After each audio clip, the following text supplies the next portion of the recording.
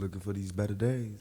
It is Monday, December 1st. I'm Scott Seidenberg. Here's what you need to know to make today a better day.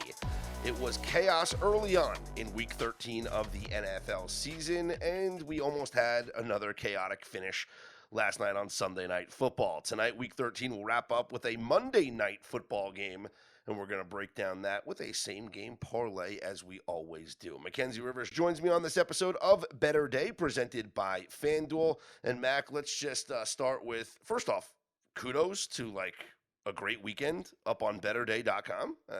I mean, we can break down the games, and we will, but what a great weekend we had up on betterday.com. Our picks, which I know it's not always about the picks, but our picks went 7-2-1 on Saturday, 9-3 on Sunday. For those keeping count, that's 16-5-1 over the weekend. That doesn't include live bets that were handed out, winners on our Better Day Premium Telegram channel. So just an overall great weekend for members here on the website and for us overall.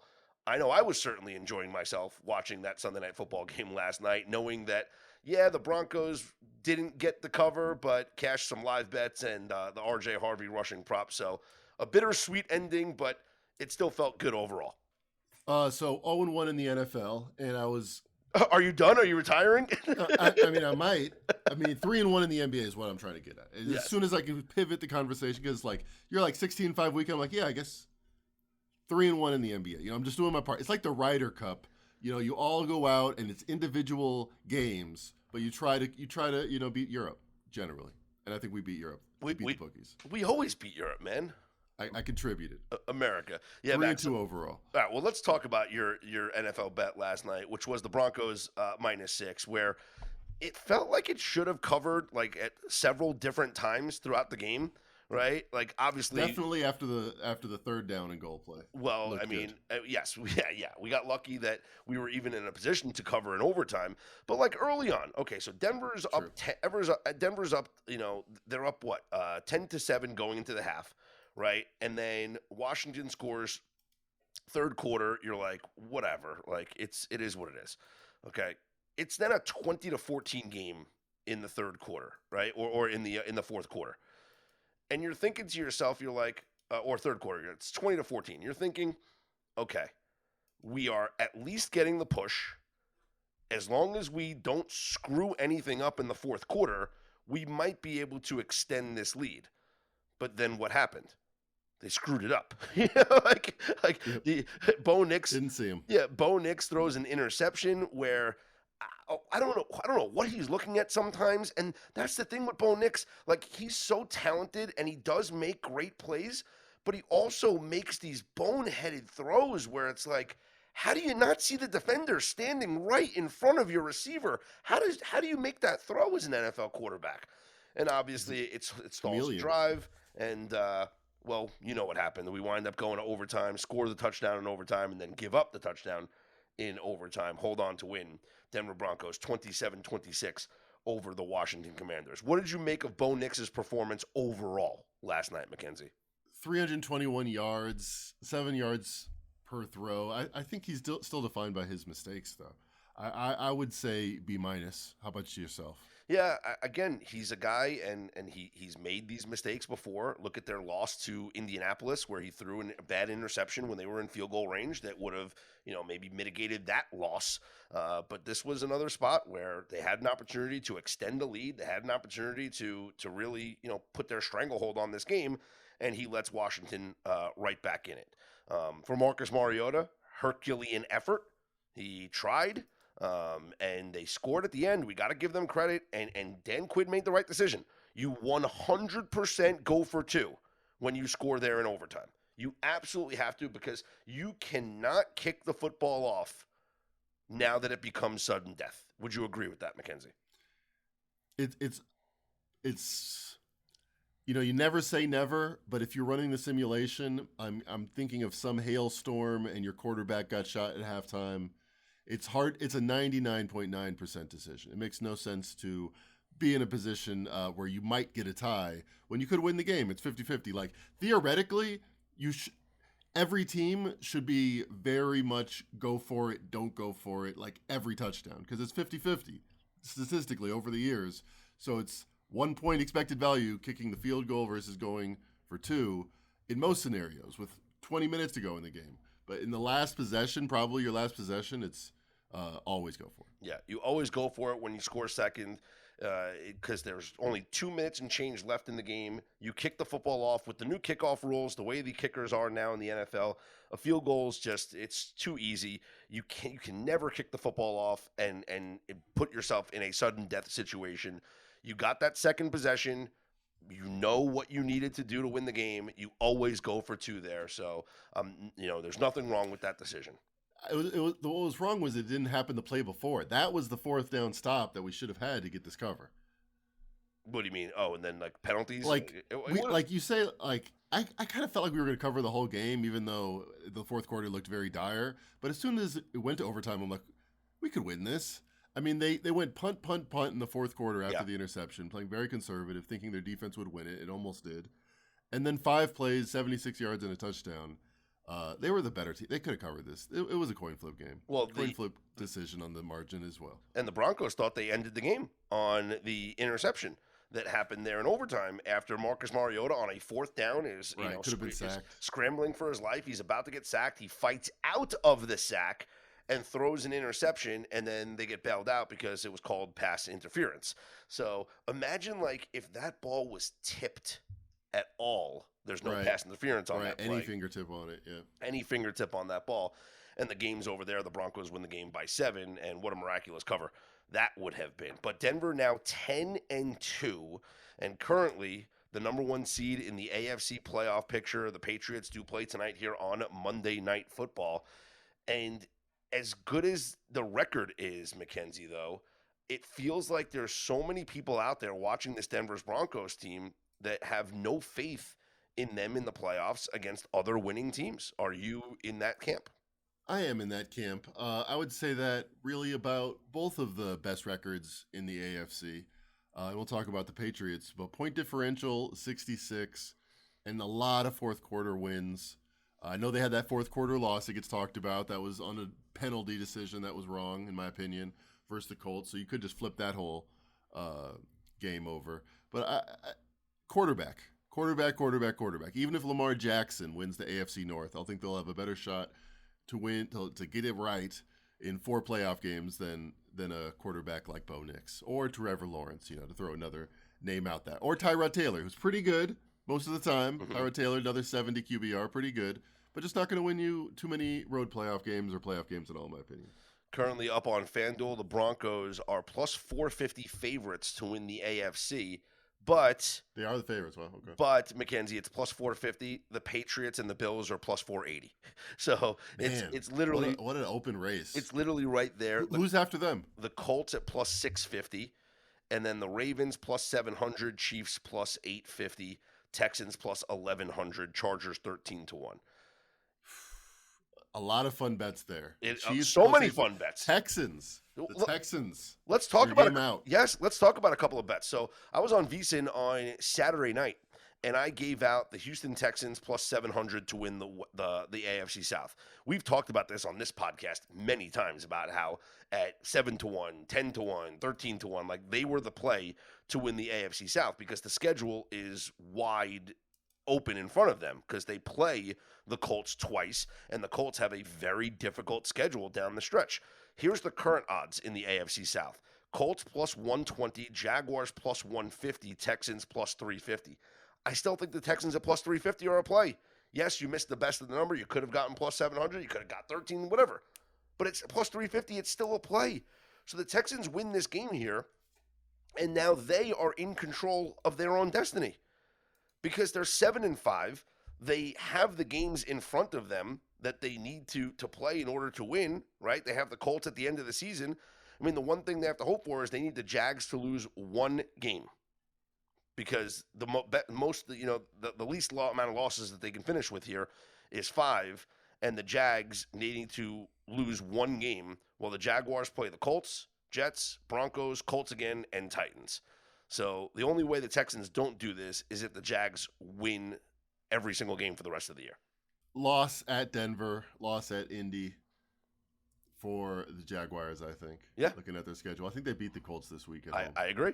I agree. And when that happens, the Houston Texans are going to win the division. Let's talk about that Texans win over the Indianapolis Colts. Best bets cashed with Daniel Jones going under his passing yards, passing plus rushing yards also.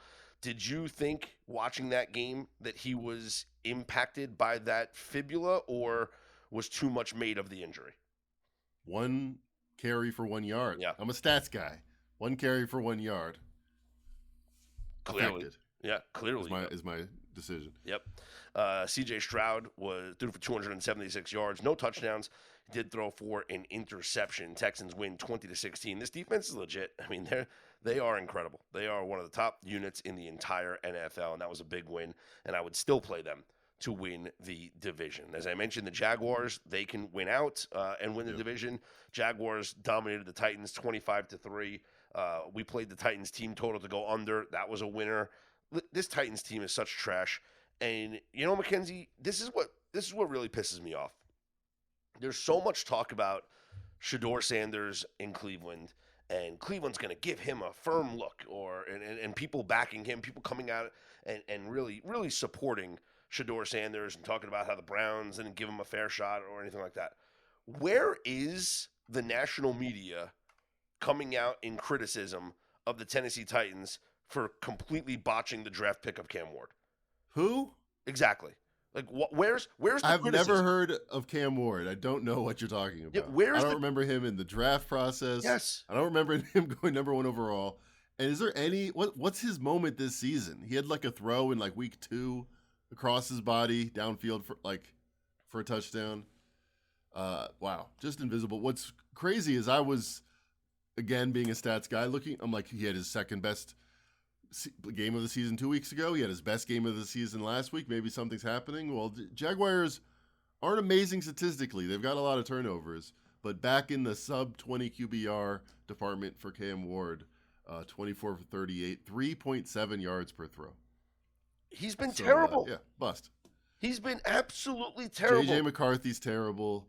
Jamarcus Russell is terrible. The Cam worst, Ward is terrible. Statistically, they're all in the same category. Yes. Here is your worst QBRs in the NFL right now, and this is only amongst qualified quarterbacks. Number 31 is Geno Smith. Number 30 is Cam Ward. As far as quarterback rating is concerned, now more quarterbacks qualify for this because you need less of a qualification. Cam Ward, the 4 worst quarterbacks in quarterback rating this year. The very worst is Shedeur Sanders. In 2 games, he has a 52.5 rating. J.J. McCarthy, second worst. He's played 6 games, has a 57.9. Then Jake Browning in his 5 games. And then Cam Ward in his 11 games. There's too much time in the week where we're like, Shedeur Sanders won the game. First quarterback in 3 decades of Brown history. There's like so many narratives about what's the positive case for him being a good quarterback. Like he's played 3 games, 2.5 games, 2 games and a quarter really. But he's been in 3 games, and every time it's been like bad. like 3 yards per throw and more interceptions than turnovers and then touchdowns, bad. And he scored less than like 10 points in every game. Like there's no positive case then these guys are bad. Like Bryce Young has turned it around. We can talk about the positive of Bryce Young. That's always the case. Sam Darnold was bad, but until they're good, they're bad. We can call a spade a spade. 100%. I think this is fascinating. Like when you look at quarterback ratings, like in the NFL, and obviously you can go game by game and whatnot. Shedeur Sanders had a rating. His QBR was 16.1 against San Francisco yesterday. It was 8.5 in the one against the Raiders. Yeah, so he definitely did better this week. Still went under his attempts prop, went under his yardage prop. And for the Vikings, I mean, it's been 2 terrible games in a row now for Vikings quarterbacks where it was Max Brosmer who got the start yesterday, and he finished with a 5.6 QBR and a 32.8 rating. The game before that, J.J. McCarthy against the Packers, had a QBR of 16.4 and a QB rating of 34.2. Mackenzie, do you realize that if a quarterback dropped back and spiked the ball to the ground on every single play, they would finish with a passer rating of 39.6. In the That's last two better. weeks, Minnesota Vikings quarterbacks have done worse than that. How is that possible? How is that humanly possible? Is it possible that Kevin O'Connell? Here's a question for you. Who do you think has a better ATS record? And maybe it's obvious the way I'm framing it. Mike McDaniel, out on the Dolphins, who might keep his Dolphins job, or the sainted Kevin O'Connell, quarterback whisperer, up in Minnesota. Well, They both started in the 2022 season. Yeah, it's the way you're framing it makes me believe that it's going to be Mike McDaniel. Mike McDaniel did not cover today. He fell to under 500, 31-32. But Kevin O'Connell, again, he's the sainted. He can bring anybody in. Josh Dobbs won one game with him or something. Is now 29-32, 47.5%. If you faded him every game, you'd actually be a little bit profitable. Just a little bit profitable if you faded Kevin O'Connell every single game. I'm not saying he's not pretty good. Yeah. He won 14 games last year. He can keep his job, but come on. Yeah. He hasn't been great. We'll run through just all the results here. 49ers, a 26-8 win over the Cleveland Browns. Mentioned the Jaguars, 25-3 winners over the Titans. Texans, 20-16 over the Colts. Dolphins, 21-17 win over the Saints. They win, they don't cover. The Jets get a walk-off field goal from Nick Folk. They beat the Falcons 27-24. The Bucs, a 20-17 win over the Cardinals. The Panthers, Mackenzie, upset the Rams 31-28. I had this thought yesterday, and I've had this thought before. I've actually vocalized it before. So if you've heard this before, great. If you haven't, well, this is my take. I think everyone was a year ahead of the Panthers. A year ahead on the Panthers. Do you remember last year? It was so much love for the Carolina Panthers preseason. Right? Dave Canales takes over as the head coach. Everybody's very excited. Eric Eager, the analytics guy, gets hired by their front office, and the whole community, the whole sports betting community, and the football analytics community is very excited over the potential for the Carolina Panthers. So in the offseason or in the preseason last year, their win total shoots up. Right, the first couple of weeks of the season, they take money. And their spreads move and they don't cover. So the steam did not work on them, and they had a subpar season last year. Now this is the team that all the sharps and all the analytics gurus were in love with last year. They're playing good football. Bryce Young is the anti-Kyler Murray. Kyler Murray every season for 4 seasons was great and then faded. Bryce Young the last 2 years, really good. The last 6 weeks of the season. Usually they don't matter. This year in Carolina, they actually matter. Yeah, and the Rams fall to 9-3. Panthers are now 7-6, and the Panthers, I talked about the Texans and their possibilities of winning the division. The Carolina Panthers are right in the mix here in the NFC South. Current odds up on FanDuel right now to win the NFC South division. It is the Tampa Bay Buccaneers minus 550. And Carolina plus 450. Now, the reason... Wow, no respect. Exactly. The reason why it's so overwhelming is because the Bucs beat the Panthers earlier this season, right? Or did they beat them twice? I think they might have... Did they sweep them? No, they haven't played yet. You're close, but you're way off. They are going to play twice coming up. You're right. I guess they just think the Bucs are way better. No, I was looking at first when I clicked on the team. I clicked on the Cardinals instead of the Panthers, by the way. So yes, the Panthers have 2 games with the Bucs coming up, and then they also have the Seahawks in the middle there. So obviously, the book is saying, or the market's saying, that they're going to be underdogs definitely going to be underdogs in Tampa. They'll be underdogs at home to Seattle, and there's a chance that they could be underdogs at home to Tampa. We'll see how that plays out. Meanwhile, Tampa has the Saints, the Falcons, and the Dolphins after, and they already have one less loss. So, yeah. I guess also when it comes down to tiebreakers, like you look at the head-to-head first, and then you look at the division record. Well, let's see. Division record, Tampa's 2-0 in the division. Carolina's 2-1 in the division. So if the Bucs... let's say they split those 2 games that they play against each other. Well, guess what? That's only one divisional loss for the Tampa Bay Bucks, and it's 2 divisional losses for the Carolina Panthers. So that's why the number is so Yeah. overwhelming to what it, minus 550 right now. But you have to be impressed with what the Carolina Panthers have done so far this season. We talked about the Vikings, how pathetic they were. Seahawks blow them out 26-0. This was a game where I regret not live betting it more or live betting it at all. That you could have live bet so many things at the half in this game because you knew. Yeah, you're right. You knew the Seahawks were only going to run the ball. They literally took no chances in the second half because they knew the Vikings had no offense whatsoever. Sam Darnold, I don't even think, barely attempted a pass, right? They just handed the ball off every down. There were 3rd and long plays where they did like a handoff to the receiver, Rashid Shaheed, on like a 3rd and long play. They said, we're not going to take any chances. This team is not scoring against us.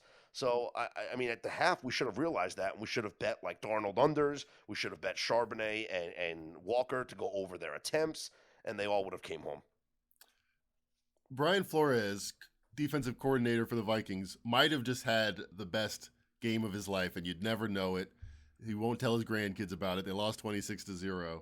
But, I mean, yeah, they didn't have to do anything, but they were really stymied. 0 points in the first quarter. Sam Darnold did not have a good game against his old team.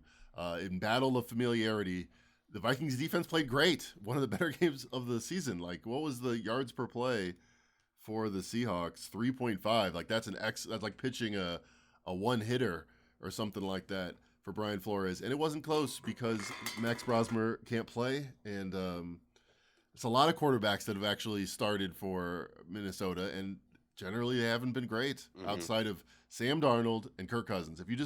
I have to do that research. If you just took those guys and say Kevin O'Connell, he's like a great coach, winner, better than you expect ATS wise. Everybody else, they've been terrible. Good point. Bills beat the Steelers 26-7. Aaron Rodgers did return. He did play, and this was a close game. Steelers were winning 7-3 going into the half, but then they got dominated in the third quarter. There was the strip sack fumble that led to a touchdown, and then the Bills never looked back after that moment. Aaron Rodgers was critical of some of his teammates after the game. His quote was something like, well, when we have meetings and film sessions, everyone should show up. Maybe get off your phones. Yeah, kids. And if I check something at the line of scrimmage, well, you should know what the adjustment is. So, Rodgers putting the blame on everybody else. Mason Rudolph wasn't much better. No, he bad threw day the for the best backup in football. Yeah, that was where the game was over because he comes in after the strip sack fumble for a touchdown. He throws an interception, and then the Bills go score again. The game was over there. Chargers beat the Raiders 31-14 in a game where Raiders actually had a chance to cover. Like, they were down by 10, and you thought, I mean, it closed at 9.5, but there's certainly a large portion of the population that had Raiders plus 10 from earlier in the week, and they were headed towards a push, and then the Chargers score a late touchdown to extend the lead and win 31-14. The big news coming out of this one, Justin Herbert suffering a broken bone in his left hand. He is going to undergo a procedure today, and Jim Harbaugh said he doesn't even think he's going to miss any time. Like, this is just like apparently it's like an in-and-out procedure here just to fix a broken bone in his non-throwing hand. He'll probably wear a big glove with pads on it, and I wouldn't expect many under-center snaps from Justin Herbert next week. Probably all shotgun snaps, kind of like we saw with Aaron Rodgers yesterday. He didn't take any snaps from under center. Very astute point. Not the highest confidence in Trey Lance. They were like, broken hand, he's there. He's out there. Justin Herbert will be our starter. I mean, literally, like, Trey Lance went in the game, and then they were like, let's just get a glove on with pads, and let's get Herbert back out there. So you would think it's broke, but it's not. It's not. It doesn't hurt. Yeah, right? You would think though against the Raiders, you'd just be like, look, he's got a break in his hand. Let's just let Trey Lance have this game. You know, like, we're good. Like, there's no reason. He's still only 25. They're seasoning him. Trey Lance, he's only 25. He'll be good. You know, Trey Lance had a quarterback rating yesterday of 104.2. Ace through an A+ game in this time. That's all you can do when you get your ops. 1 of 1 for 9 yards, baby. 4 carries for 4 yards though. Let's go. Yeah, 9 yards per throw is like it's like top 3 all time, I think. Let's go. All right. Speaking of quarterback injuries, that is going to be the theme for my best bet for tonight's Monday Night Football game between the New York Giants and Oh, the I see New where you're England going with this. Patriots. I see where you're going with this. Go ahead. Yes. So Jackson Dart is back for the New York Giants. He is starting. Talked to somebody close with the Giants yesterday, and I asked. I said, is this smart? Like, is this like why is Kafka doing this? Because much like Brian Dable made the decision earlier in the season, like is Kafka auditioning for a job, and so obviously he wants to win as many games as possible because he's auditioning for the job. And what the person told me was, Scott, you have to understand, like Jackson Dart's a rookie, okay? And any opportunity that they're going to have to put him out there in live game situations, they're going to play him, right? And as much as we as fans or we as people on the outside say, oh, well, I've seen enough, like he's going to be the starter next year. Yeah, they know that too. They know he's going to be the starter, but you can only get better by playing. You can Right. only learn NFL football by playing NFL football. So it would be better for Jackson Dart to get these reps and to play in these games, and that's why he's playing. Absolutely. There's a reason why we say it's only their 15th game. It's only their 10th game because the assumption is you're going to get a lot better and a lot more comfortable. Like, worst case scenario, God forbid, sometime in the next 15 games, whether it's this 5 games or the next 10 games of the next season, Jackson Dart could get hurt and have to miss the season. If he doesn't play any games the rest of the year and then he gets hurt week 1 and it's going to be year 3 and he's played 9 games, it's not great. We've seen with JJ McCarthy, we've seen guys come in where you wish you would have gotten a little more sea legs with them. You have to play games. That's how you stay out and play more games, is by playing games. Well, my best bet in this game is going to be going Jackson Dart under 29.5 rushing yards. Not because I think that there was any edict that was sent down from the owner, John Mara, or the general manager, Joe Shane, and to say there wasn't like no one came down and told Kafka, hey, like, you better not run this kid. But I heard a report that he actually said, I will have a hard time sleeping if he runs more than 26 yards in this game. But I think there definitely was a conversation had with Jackson Dart about protecting himself. And what protecting himself means is he's going to be sliding. And if you just look at Jackson Dart, and I actually wanted to do this, and I didn't have time to do it, but like you actually could if you have time. I don't have the time, so I'm not going to do it. But you could, we have like the NFL Pro Access, right? We get the all 22s, we get the film of the games, and you can actually go back and watch like every single run from Jackson Dart. Like, it'll take a while, but you can go back and look at it. I'd venture that most of the runs, just by watching the games and using my own memory, how many of those runs did Jackson Dart initiate contact, right? Fall forward while getting tackled, dive forward to gain extra yardage, right? Or just, get tackled at some point or whatever.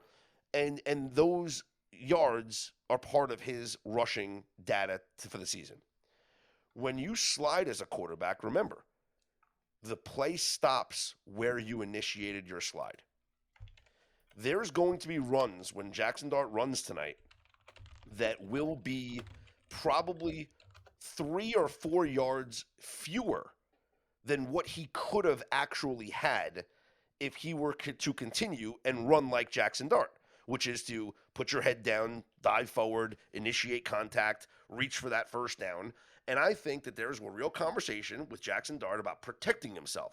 So I expect no designed run calls by Mike Kafka. There's no read option plays tonight there's no quarterback powers or quarterback draws for Jackson Dart. So the only time he's going to run is when he scrambles, when he just uses his athletic ability and his freestyle nature to get out of plays. And I think that they told him, protect yourself, meaning he's going to slide. So if there's a scramble and he takes off and it looks like it should be a 12-yard gain, it's only going to be a 7-yard gain because he's going to slide down. And that's why I love going under 29.5 rushing yards for Jackson Dart. Yeah, you convinced me. I love this bet. I'm going to play this bet. It's interesting. Betting Pros has a projection of 26.9 yards, which is under. That is bullshit. I call bullshit on that projection. Clearly, they're tinkering with their algorithm because no statistical argument would argue that he's gone from a prop of 38.5, 39.5 before he got out to now 29.5. And you're like, oh, I predict 26 yards based on my algorithm. No, it's based on logic. And the reason Brian Daboll is not there and why Mike Kafka is because he ran too much. So it could get this over this number in the fourth quarter if they give him a 20-yard lane and they don't trust him. It's not a 100% play, but I think it's a 60% play that he runs half as much or less than he did when he was expected to get 39 yards in his last game.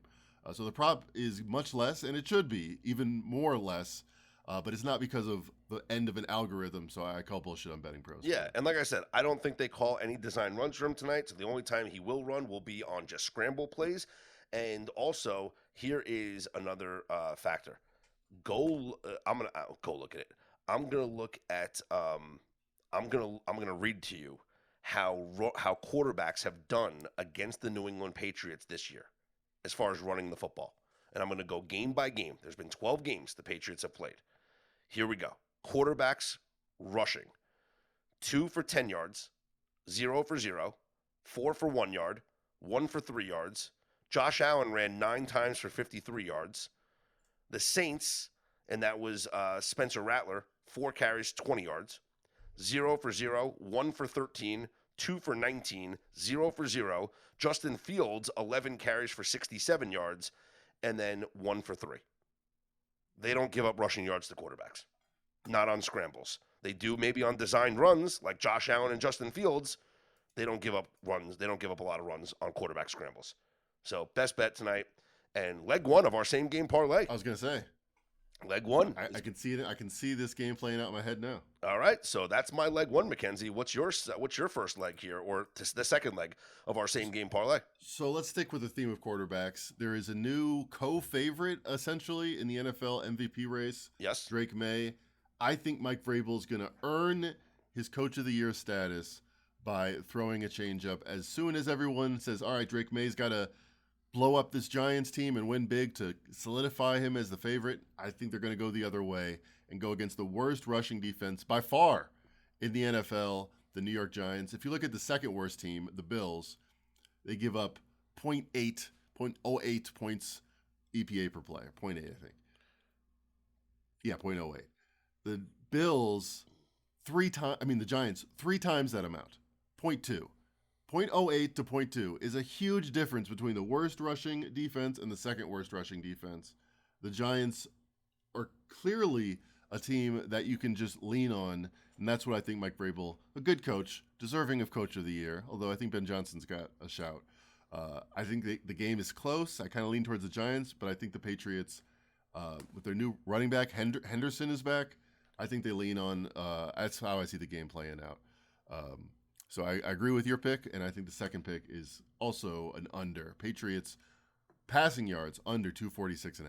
All right, so Drake May up on FanDuel right now is at 244.5 passing yards. So we'll go under 244.5 passing yards for Drake May. I like up on FanDuel right now. This line is 7.5. I will take the Giants plus 7.5. So those 3 legs right now is plus 522.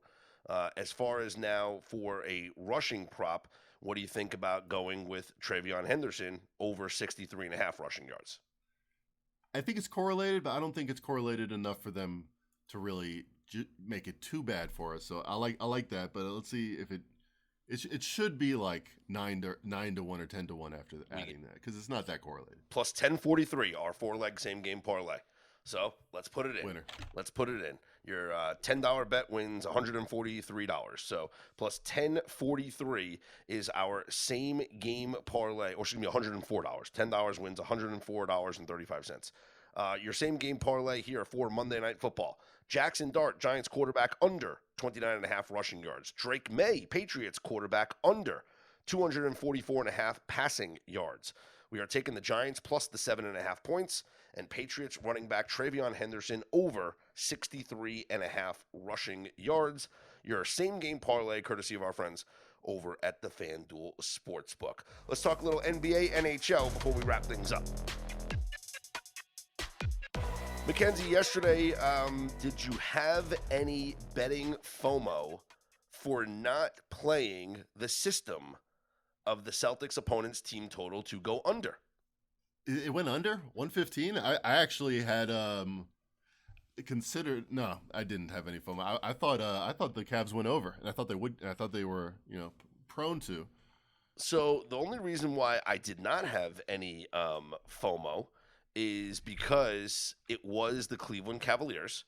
Because the Cavaliers back-to-back. Because the Cavaliers were 7.5-point favorites in that game, and it was on the back-to-back. But yes, Mackenzie, the Cavs went under their team total yesterday. Totals are so high now. 115 is an under. Exactly. Well, because they were 7.5-point favorites in a game that had a pretty heavy spread as well. So, yeah, it was like 120. Yeah. Yep. So they went under. The total in the game was 235.5, and so it winds up being a win outright for the Celtics as 7.5-point dogs, winning 117-115 over the Cleveland Cavaliers. They also won the first quarter, and maybe that's the angle we have to look at, is like the Celtics in the first quarter after the loss, as opposed to like part of could be like a modified version of the system. What do you think about that?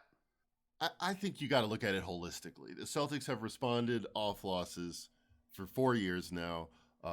They're not really as built to be a defensive team. So I think the fact that they dominated, what was the last time we bet it? They dominated a team and we didn't make any money off of it. It was the Magic game. The Magic went over. Right. Yeah, because the Celtics scored 48 points in the second quarter of that game. Mm-hmm. But they respond, and this was more defensively, keeping the Cavs 5 points under their team total. You can have a portfolio of Celtics off a loss. Man, they have like the same record as the Cavs. Very impressive performance by the Celtics so far, and very big downgrade for a team who I thought was the best team in the East coming in, the Cavs. Yeah, it's amazing. I'm just looking real quick. So they lose the first game of the season to the 76ers, right? And then they win the first quarter against the Knicks, and that was also a loss. And then against the Pistons, they win the first quarter, all right? Then they lose to the Rockets, and in the next game against the Utah Jazz, they win the first quarter. Now, some of these they were favored in, right? Some of them are dogs in, but okay. So then they lose to that. They lose that game to the Utah Jazz, and the next game is against the Washington Wizards, where they actually lose the first quarter there, all right? So then they lose to the Magic, and then in the next game against the Magic, they lose the first quarter. The loss to the 76ers, the next game was against the Memphis Grizzlies, and they dominated. They won the first quarter, that one in a big one. Lose against the Brooklyn Nets, and then they face Orlando. They win the first quarter in that one, and then the loss to the Timberwolves, and then the win in the first quarter against the Cavs. So a lot more wins than losses in the first quarter for the Cavs.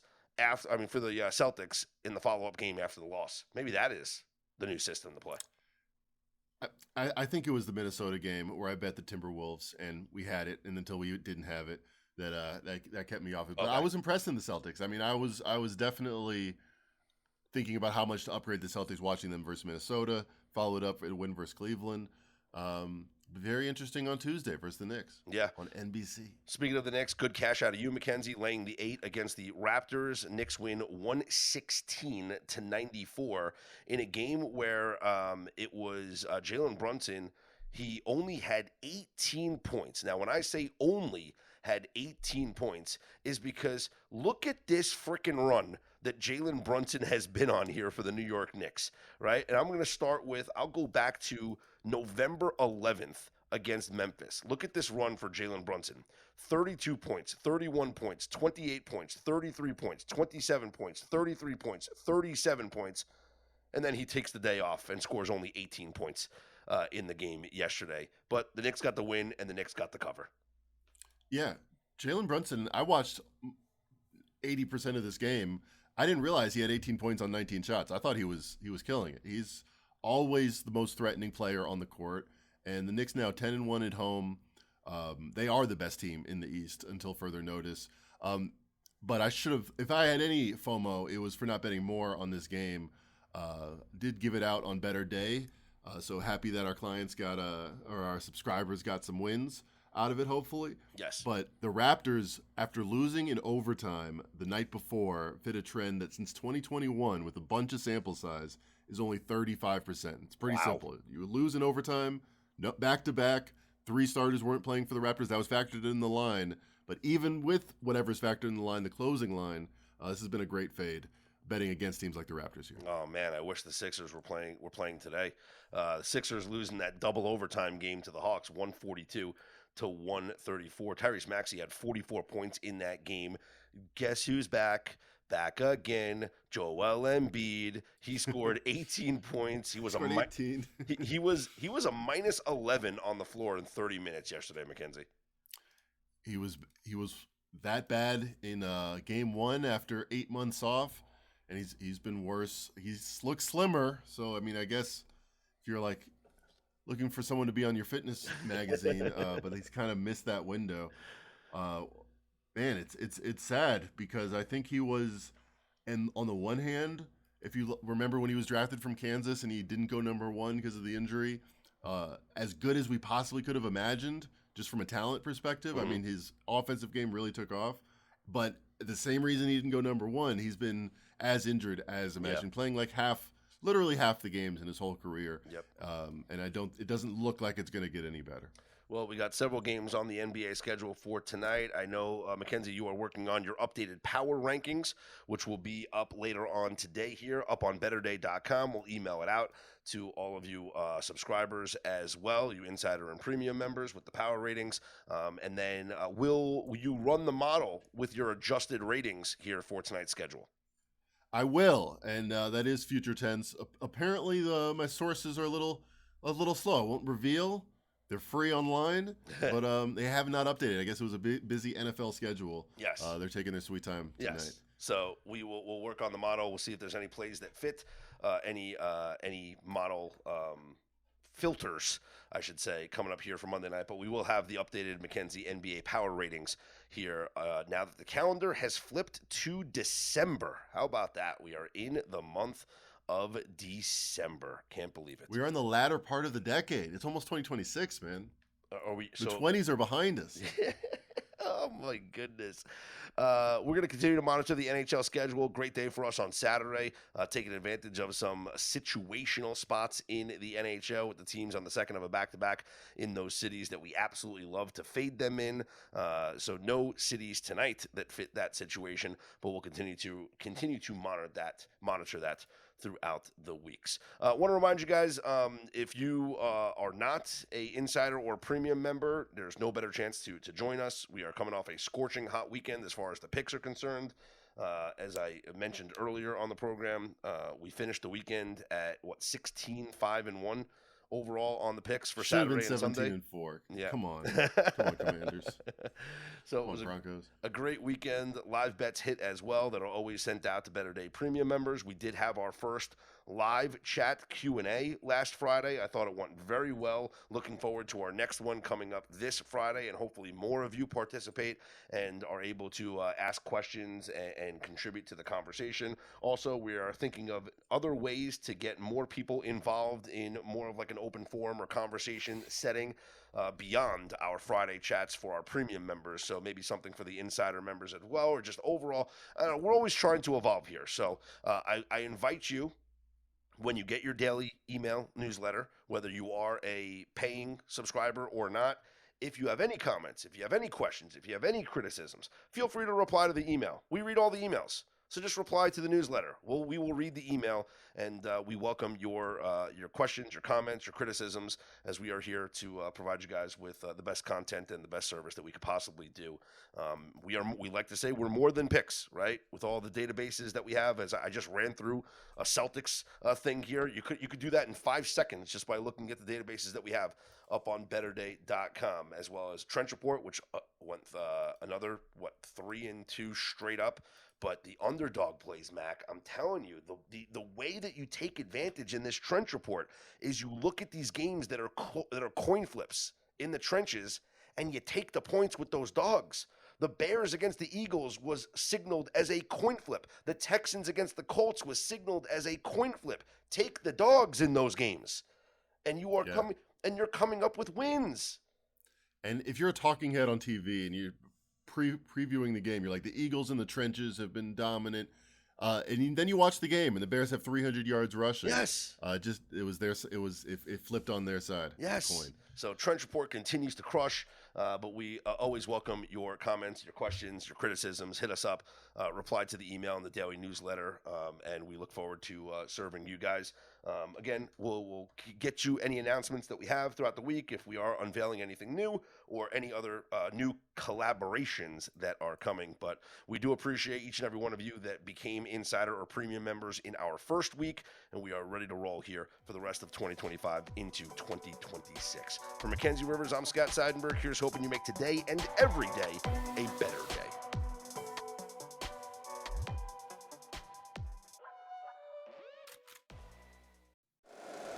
If you like the show, please take a moment to rate, review, and subscribe. It really does help the show to grow. Thank you for listening.